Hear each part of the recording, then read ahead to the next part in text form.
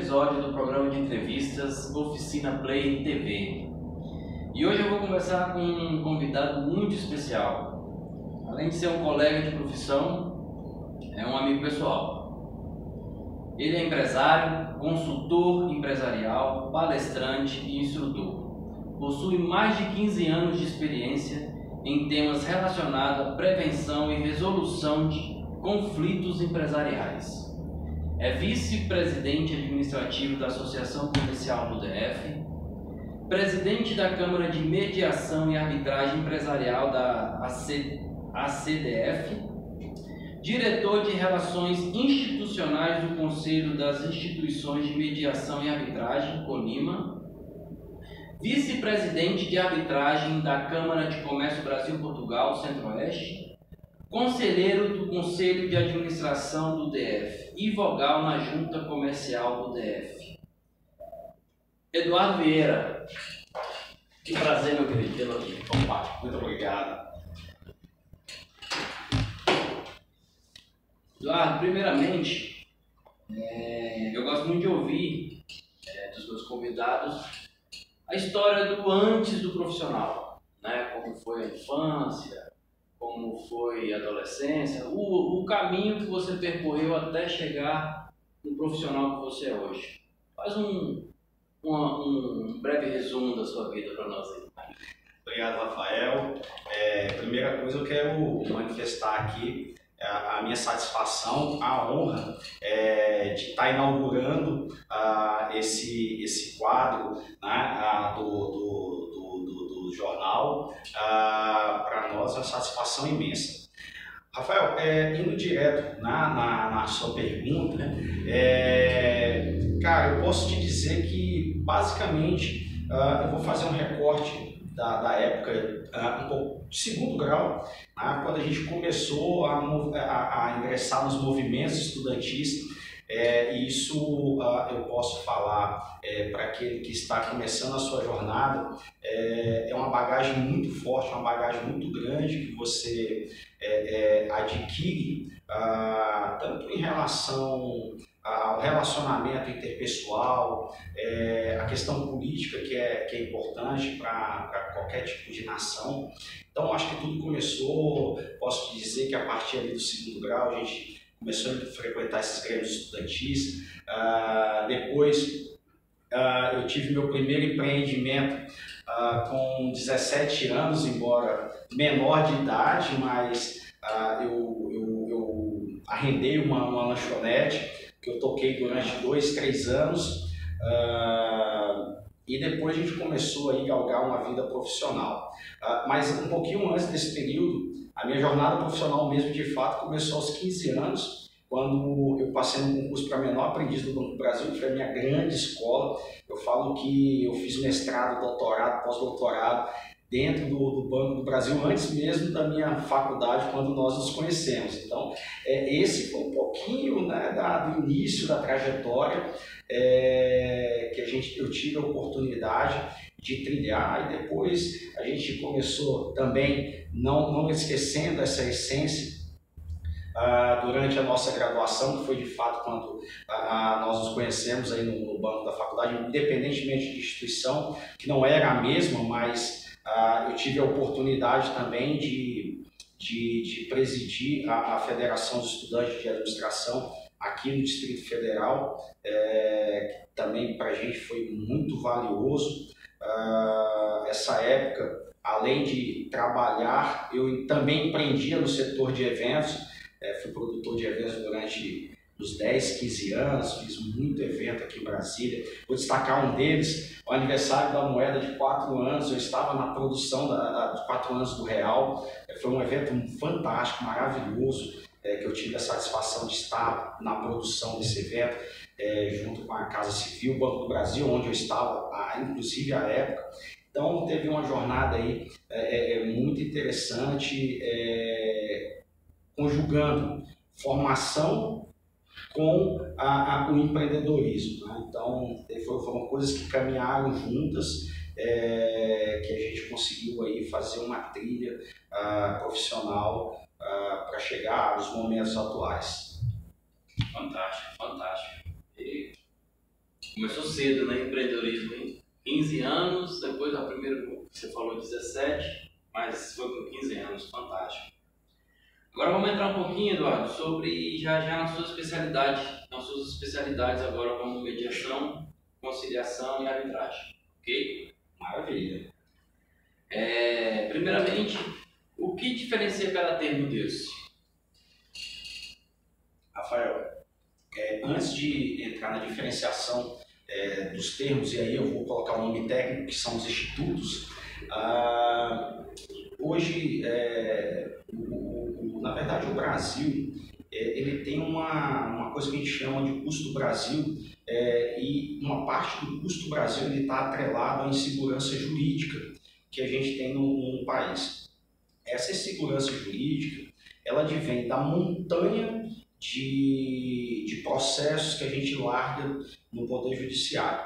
E aí aqui não me cabe fazer uma análise do Poder Judiciário, porque as últimas pesquisas vêm demonstrando que cada vez mais se consegue julgar mais processos, mas, de novo, na outra ponta, a nossa sociedade ela ainda é muito beligerante.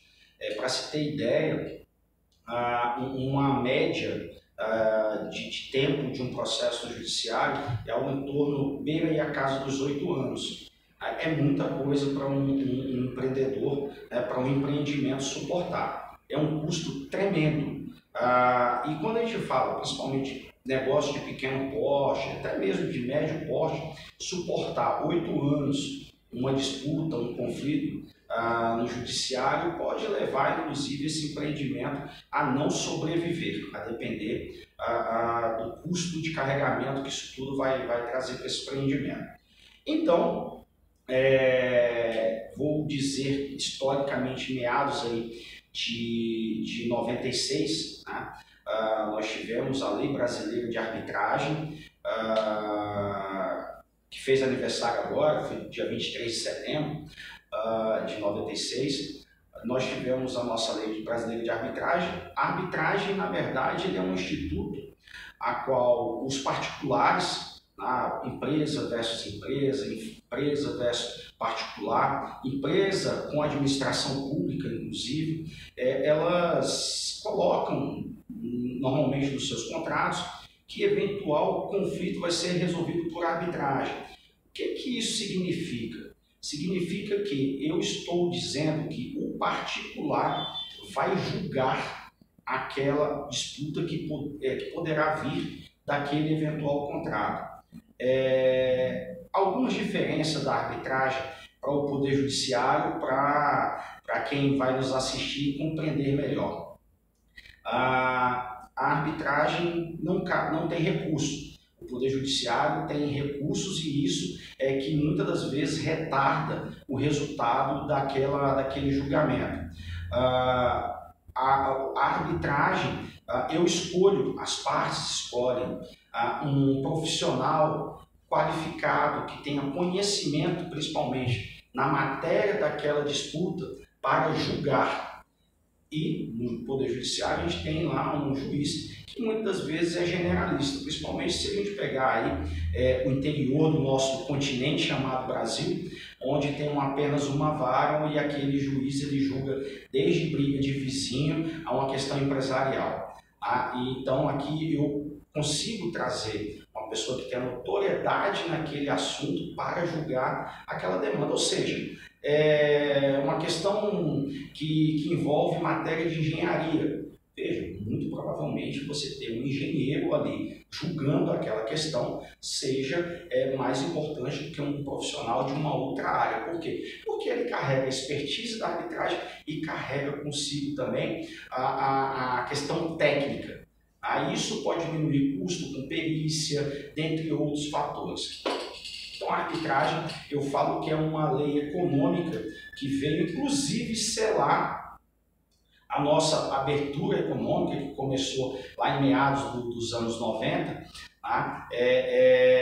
E como é que você atrai investimento quando você pode deixar aí por algumas décadas um recurso importante paralisado no judiciário? Então, pequenas diferenças da arbitragem com o Poder Judiciário. Já a mediação, que é um outro instituto, e também a mediação a gente pode aplicar ela no âmbito privado e também pode aplicar ela no âmbito judicial. E veja, 2015, e é sempre bom a gente trazer fato histórico, o nosso Código de Processo Civil, eu tenho dito que ele trouxe o empoderamento do cidadão. Empoderamento em que sentido? Ele disse assim: sociedade, tente resolver os seus conflitos entre vocês mesmos, vocês não precisam a qualquer questão acionar o Poder Judiciário.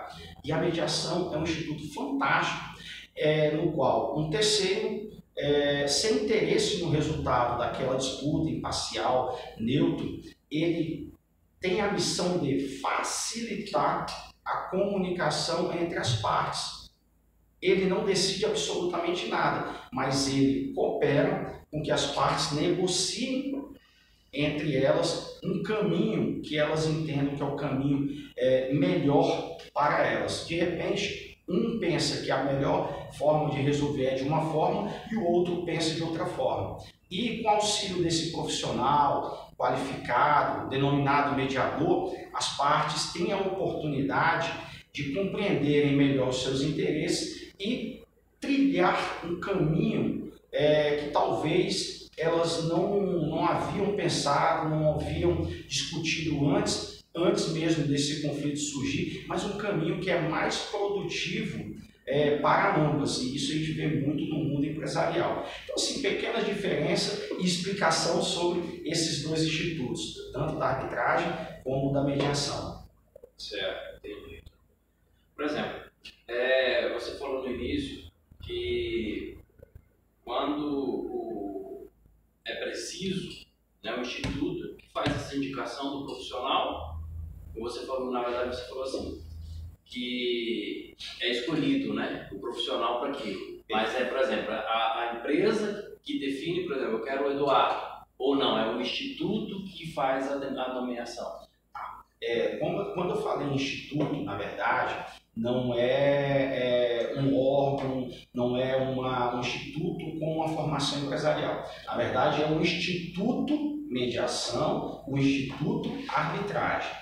E quando as partes optam por qualquer uma desses dois institutos, ou a mediação ou a arbitragem, as partes têm a liberdade para escolher o profissional que vai, no caso da arbitragem, decidir, arbitrar quem tem razão ou não, e no caso da mediação vai escolher também o profissional que vai fazer a mediação daquela disputa. Ou seja, isso já é intrínseco a esses institutos, a escolha do profissional, exatamente para que as partes tenham liberdade de tentar buscar aquele profissional que é mais qualificado, mais habilitado para ajudá-las nessa situação conflituosa. Entendi. Mais cravado. Por exemplo, agora o mercado aqui no DF, existem muitos casos? Existe muita demanda? Rafael, o que eu posso te dizer assim, o Judiciário do Distrito Federal, aí é uma notícia que é razoável para o mundo empreendedor e para a sociedade como um todo, e ele é um judiciário onde as questões andam um pouco mais rápidas do que a gente vê no país afora, tá?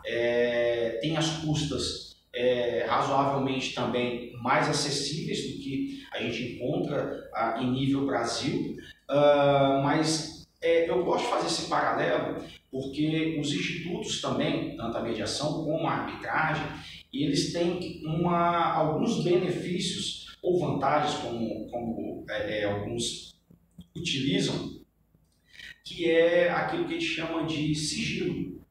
Se as partes convencionarem que haverá sigilo dentro daquilo que vai estar sendo julgado por arbitragem ou daquilo que vai estar sendo negociado no caso da mediação, o sigilo ele deve acontecer. A única exceção é quando envolve a administração pública, até porque há um interesse público.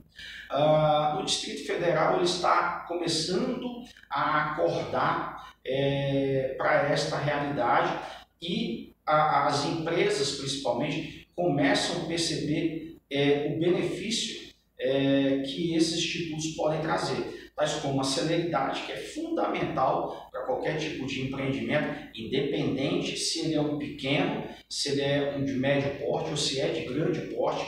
E aí eu vou te trazer a celeridade, inclusive para os nossos espectadores, que uma questão que chega hoje na nossa Câmara, hoje, dentre a notificação da outra parte, ou o convite da outra parte para participar, por exemplo, de uma mediação, e a primeira sessão de mediação e a resolução daquela disputa, e agora eu vou trazer níveis estatísticos, isso tudo, até 40 dias a gente consegue, no máximo 40 dias a gente consegue fazer a primeira sessão de mediação e 80% dos casos são resolvidos na primeira reunião.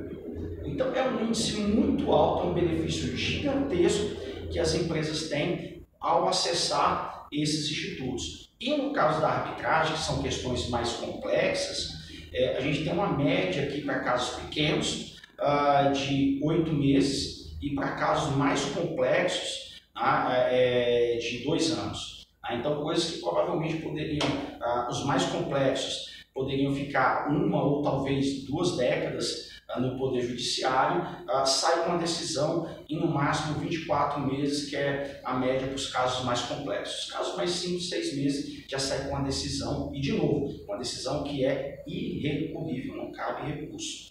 Então é uma grande... Eu posso dizer que agora, da outra cadeira, com outro chapéu de empresário, os meus contratos todos têm cláusulas de mediação e de arbitragem, exatamente para quê? Para prevenir que não vá para o Poder Judiciário. Prevenir que eu e talvez a outra parte com que eu negociei aquele contrato, a gente tenha uma liberdade de escolher quem vai ser o julgador, o tempo, todo o formato, a norma aplicável àquele julgamento. Então isso tudo a gente tem liberdade para convencionar. Quando no Poder Judiciário você não tem essa liberdade prévia para convencionar o formato com que aquela disputa vai ser resolvida. Fantástico, fantástico. A sua explicação agora foi... E deixa eu fazer um outro complemento. Se teve uma coisa que a gente, eu posso dizer, enquanto sociedade, colheu durante a pandemia, e a gente está pós-pandemia colhendo também esses frutos, é uma coisa chamada digitalização. Hoje, por exemplo, a nossa Câmara, embora ela esteja sediada na Associação Comercial do DF, é um órgão operacional da Associação Comercial do DF, nós estamos fazendo procedimentos de mediação e de arbitragem, inclusive fora do Distrito Federal. Então a gente já tem casos, alguns hoje tramitam aqui casos fora. Eu tenho 4 casos de arbitragem que são fora do Distrito Federal, dada a credibilidade que a nossa Câmara ela alcançou, inclusive em nível nacional. Então isso é uma notícia muito bacana também, que tem empreendedores fora do Distrito Federal que estão acreditando no trabalho que a gente presta aí para a sociedade como um todo. Pô, parabéns. Por exemplo, para seguir carreira como mediador, conciliador, o que a pessoa precisa? Bom, a formação, a lei de mediação, eu vou pegar a mediação, que ela tem uma legislação própria, ela diz que pode ser mediador privado. Qualquer pessoa capaz, é capacidade civil, a gente remete ao Código Civil, que tenha confiança das partes. A confiança das partes é uma questão subjetiva, não é porque é meu amigo, mas é porque é uma pessoa que tem uma capacidade intelectual, que conhece bem o negócio, até porque deve ser uma pessoa não interessada no resultado da disputa. Então, primeiro ponto, uma pessoa capaz. Segundo ponto, que tenha que seja de confiança das partes. E o terceiro ponto é que seja capacitado. a lei ela não disse para os casos do mediador privado qual é a capacitação. E aí, para isso, a gente tem um modelo de capacitação que a gente aplica também. É um modelo que eu ajudei a construir essa metodologia. A gente fala que tem que ter no mínimo 40 horas de teoria e pelo menos mais 40 horas de caso prático, ou seja, o que a gente chama de estágio supervisionado. Para quê? Para que você consiga pegar a teoria, aqueles ensinamentos que estavam, as técnicas, aplicar as técnicas, se apoiar num mediador mais experiente, tá? E aí sim, com a avaliação, dizer, olha, de fato, esse profissional ele já está pronto. Mas não é só isso. Aí eu falo que o processo de aprendizagem ele é contínuo. A gente tem que estar sempre participando de eventos, verificando o que tem de boa prática. Então, quanto mais você se capacita, melhor você fica dentro daquilo que você se propõe a fazer. Então, aí eu vou falar pessoalmente, poxa, eu ministro treinamento, participo de eventos, muitas das vezes eu vou beber da água que um outro instrutor está ensinando, até mesmo para rever conceitos. Então, isso tudo faz parte para que um mediador ele tenha credibilidade, para que as partes o procurem. E também tem a mediação judicial, né? Como o próprio nome já diz, é no âmbito judiciário. Aí o CNJ regulamentou, inicialmente com a resolução 125, todo o formato, que não é tão diferente daquilo que eu digo que é o aplicável, que é o mínimo exigível, tá? Mas cada tribunal tem lá a sua resolução aplicando o formato que o tribunal entende que é o melhor para a formação do mediador judicial.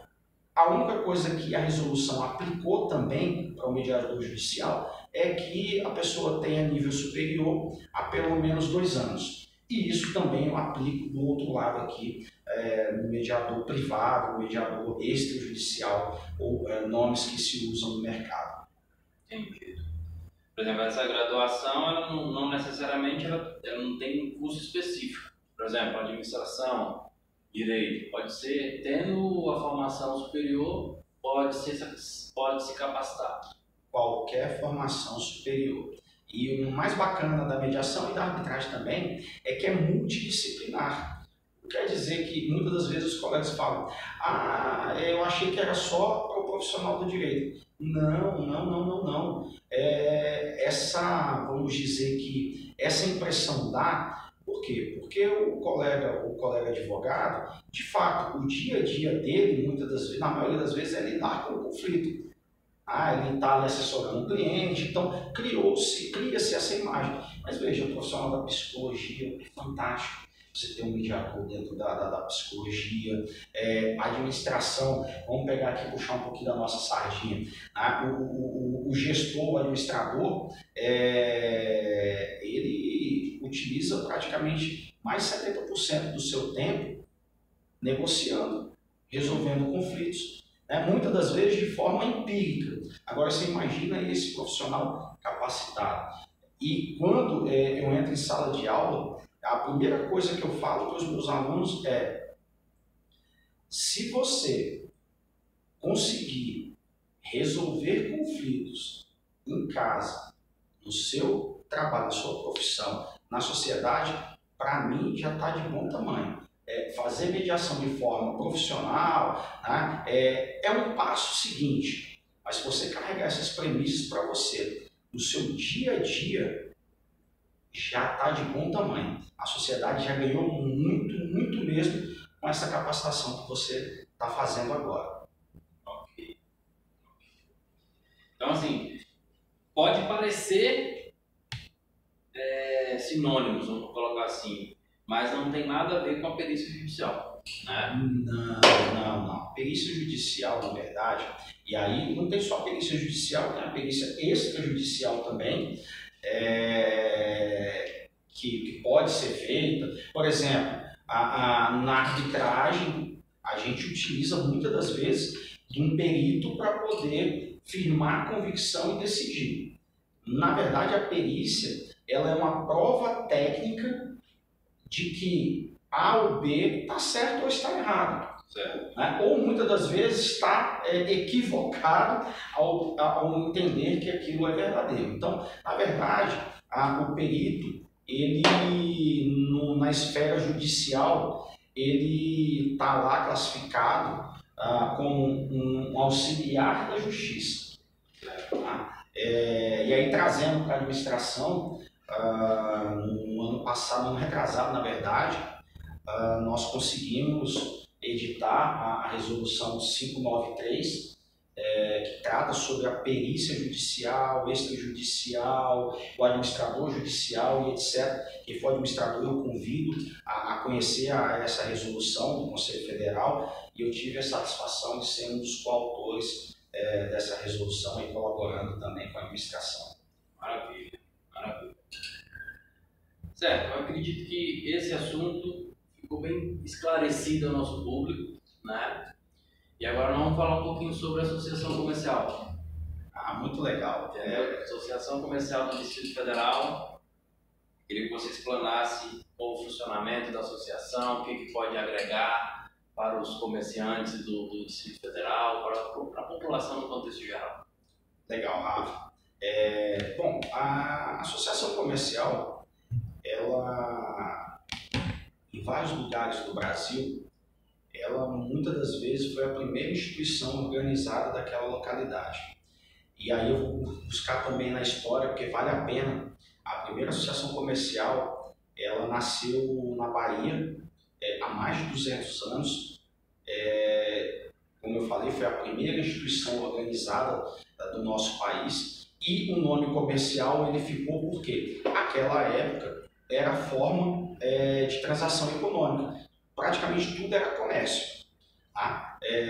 Então, Brasil afora, a gente vai ter aí mais de 2.000 associações comerciais que não se resume ao comércio, embora carregue o nome associação comercial. E aqui no Distrito Federal é a mesma coisa, é uma instituição multissetorial. Então aqui nós temos empresários do comércio, serviço, do agronegócio, das mais diversas áreas da nossa economia, né? Carrega comercial, porque, de novo, é um nome histórico deste sistema.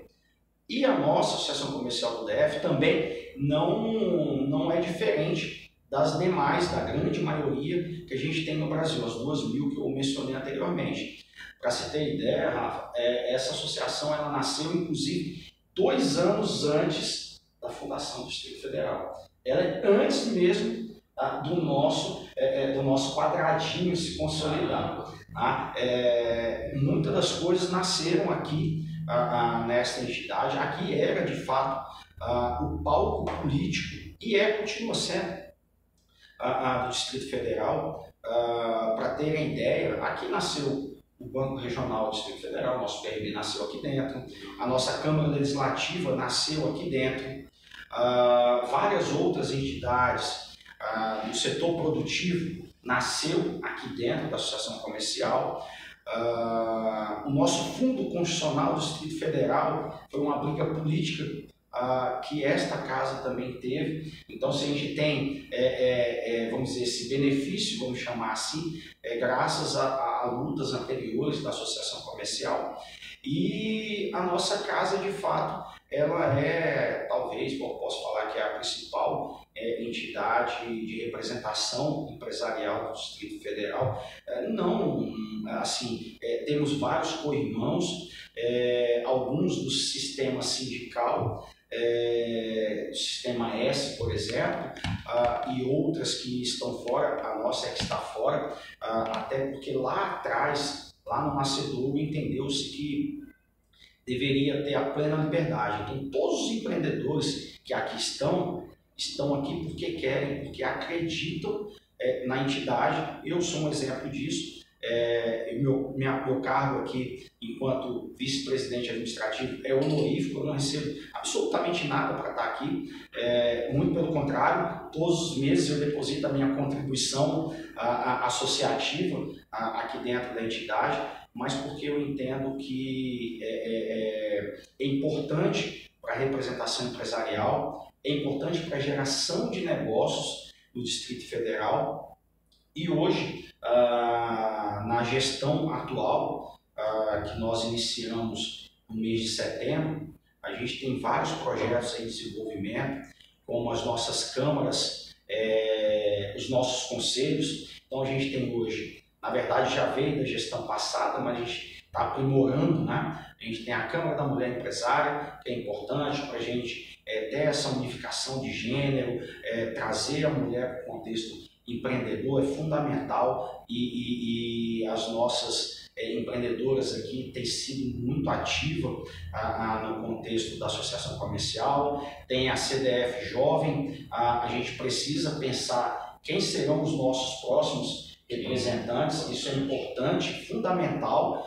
Se a gente não começar a lapidar a pedra hoje, amanhã a gente não vai ter substituto, e nós vamos tornar uma entidade velha, que não evolui e que não vai ter futuros representantes. Então, tem a nossa CDF Jovem, a gente tem a nossa Câmara, o nosso Conselho da Longevidade, né, que talvez, como diz o nosso vice-presidente, o Mauro deste conselho, é uma iniciativa inédita no Brasil. Eu pessoalmente não conheço outra entidade que tenha um conselho olhando para essas cabeças brancas, vou chamar assim, no sentido pejorativo, mas muito pelo contrário, no sentido de aproveitar a expertise acumulada, a experiência acumulada, né, por essas pessoas que tanto produziram e que tem muito ainda a produzir, a agregar valor para a sociedade.